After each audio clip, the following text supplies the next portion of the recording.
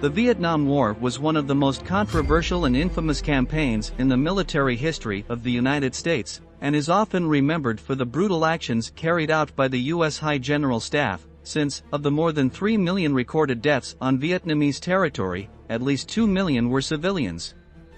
Much of the blood spilled in Cambodian villages is on the hands of Washington generals, who saw their ends as justification for their means, and dropped tons of explosives or, even worse, napalm on defenseless towns, schools, and hospitals. But even within the questionable decisions made by the United States Army and Air Force, there have been events that transcended not only as tactical errors, but as macabre war crimes. These massacres, normally carried out on Vietnamese civilians who had nothing to do with the Viet Cong guerrillas, watered the soil of the troubled country with the blood of tens of thousands of innocents, and showed that even those who had managed to liberate the country from the communist yoke could be just as cruel as their hated enemies. The American public's been lied to. The Army has come out and stated that we've got a kill ratio of 1 to 13, and yes, it's 1 to 13 because of this inflation, but it's a lot of bull. Going along with what Scott said, they didn't care what you were doing or how you were getting it. They wanted bodies, and that's where civilians came in also.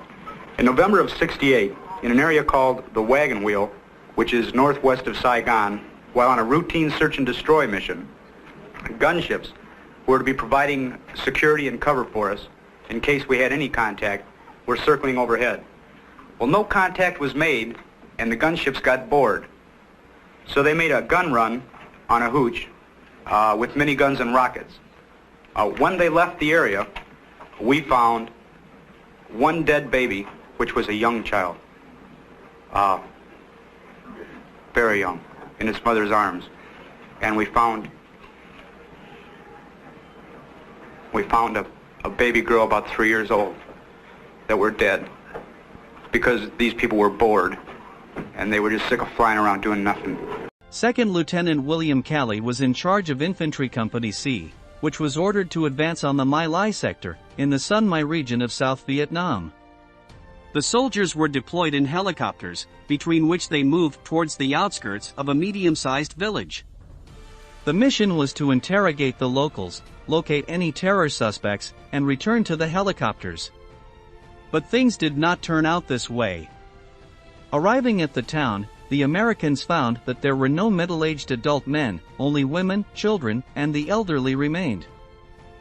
It was never really clear if what happened next was an act of hate, madness, or simple abuse of power, but it would be the first massive criminal act in the history of this war.